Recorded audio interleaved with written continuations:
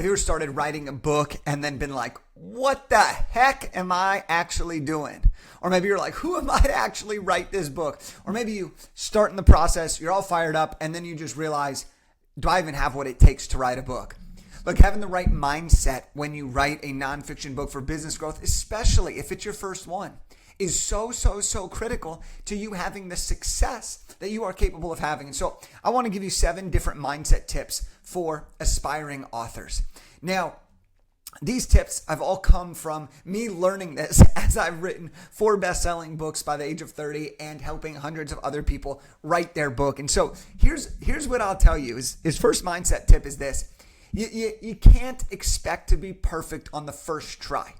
Now, I love to be perfect. I love to be right. I love to always be doing things the right way. But the truth is, when you're writing a book, don't expect to be perfect on the first try. Okay? Would you expect to be able to ride a bike perfectly the first time you ever learned? No. Would you expect to be able to speak a new language the first time? No. Would you expect to have a recipe perfect on the first time? No. Unless you get pretty lucky. And in that case, good for you. Invite me over. But here's the thing. Don't expect to be perfect on your first attempt at your rough draft.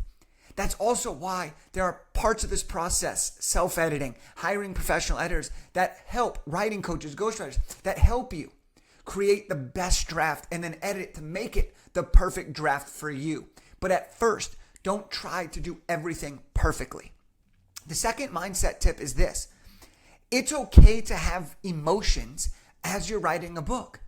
A lot of times what I see in authors is that they get ready to write a book and they think that they can't share their emotions, or they don't want to share too much of their emotions, or they don't want to share certain parts of their story that make them look weak. And here's the thing. Let me be the first to tell you.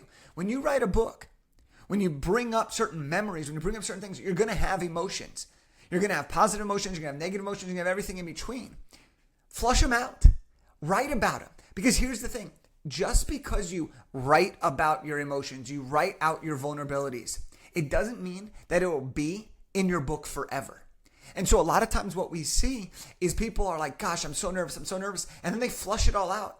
And they realize that that was actually part of their healing process more than it was part of their book process. But because they flushed it out, because they wrote everything, it became really, really valuable part of their entire experience. So sometimes when it comes to these emotions throughout the entire process, okay, accept it. It's okay. Validate them. It's okay to have emotions at every part, from committing to write a book, to writing a rough draft, to reliving experiences, to knowing that your book's about to help people, to giving your book to someone to read for the very first time, to launching your book and putting it in the world there, to getting your first review. It's okay to have the emotions, and just know you're going to have them, and so does everybody else. Number 3 is you are writing this book for something greater than yourself. And sometimes what is so important is to ask yourself, if you're struggling with your mindset, just ask yourself, why are you actually doing this in the first place? What is the objective that you have? What is your intention? Because when we know why we're writing this, it can often help us get back to doing the thing we need to do. When we make it this big story in our head and we just say, I'm writing this book and it's this most biggest daunting task you ever had, it can become very, very difficult. But instead, if we can remember why we're writing it, we want to help people so that they don't have to struggle with the same things that you did. Well, sometimes that can be very, very relieving, and it can allow you to keep going rather than getting stuck in your tracks.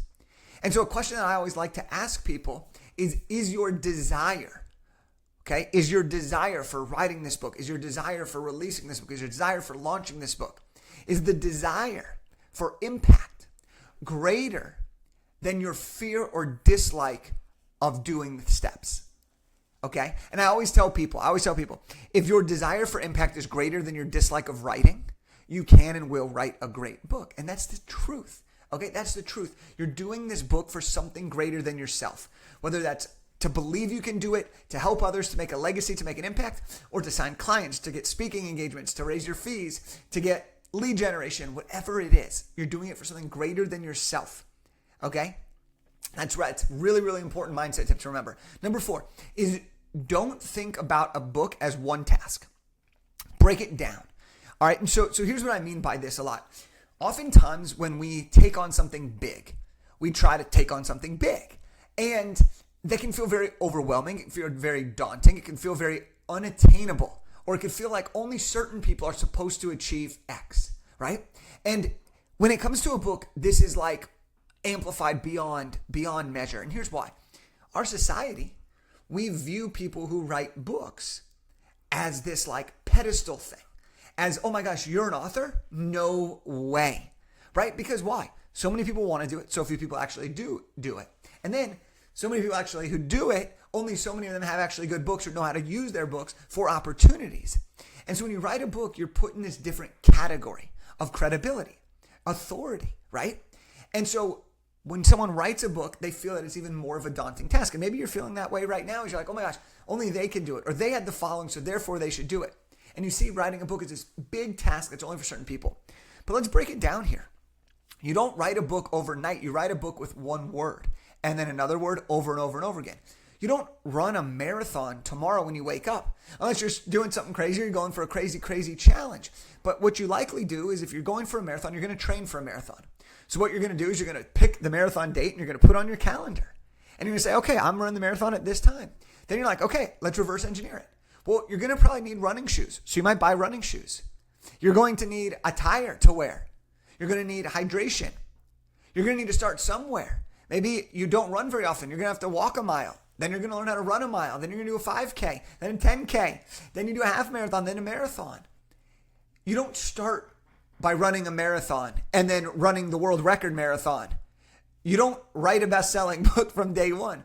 You take the steps. You understand why you're writing it. You create the outline. You write the rough draft. You get your support. You edit. You format. You design. You publish. You launch. You market. You break it down to all these different things, and all of a sudden, this crazy daunting task of having this amazing book that becomes a bestseller that changes your whole life, it becomes just a daily practice, a weekly practice that allows you to create a really, really great book while still running your day-to-day life. And that daunting, crazy task becomes something that becomes so achievable, spending 5 to 7 hours a week. That's powerful. Number 5, focus on serving others with your book. When you do this, it releases all the pressure. We see this so often is that people are like, I want to write the greatest book. I want to have the best book. I want to have this. Well, why are you writing it? You're often writing the book for other people, to help other people so they don't suffer, to achieve something for yourself. Okay, great. But if you focus on writing your book, if you focus on that best reader, okay, we tell our clients this, focus on the perfect person to read your book and then write your book for that specific person. And when you focus on that specific person, it removes the pressure of how good you have to be because now you know you can help people.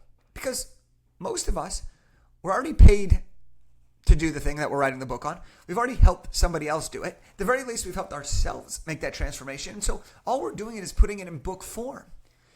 But we put all this pressure on ourselves. So focus on serving that perfect person and write the book for that perfect person. Now, this doesn't mean don't take pride in your writing and don't try to write it just a fast, crappy book. Write the best book you can for the person that needs it the most. And for many people, that is the person you once were. For other people, those are the clients you serve, the customers you have, the people that you know you can help. Find that perfect person and write it for them. That's going to help remove the pressure and allow you to actually complete the action items that are required to writing a great book. Now, the next piece, the 6th mindset tip is this. Your experience is enough. Your stories are enough. Your knowledge is enough. And you are enough. I can't reiterate this more than right now. You are enough. Now, I want to make something very, very clear. Do you have to be the world's greatest to be enough to write a book? Absolutely not. And could you over time become even greater than you already are today? Of course. But you have to know that when you write a book, you are unique. You are enough. Nobody's picking up the book, okay? Because they've read your story. They're picking up the book because they want to hear your story. And if they've already read it or seen it in a blog or on a podcast, they're picking it up because they want to hear it again. Nobody has lived your life the way you have. Nobody can tell your story the way you can. Nobody can teach the way that you can in your experiences, your perspective. You're the only person ever in the world to have the perspective from your perspective. All right, that's getting kind of meta, but that's the truth. And so it's important to recognize that your stories are enough, your knowledge are enough, you are enough.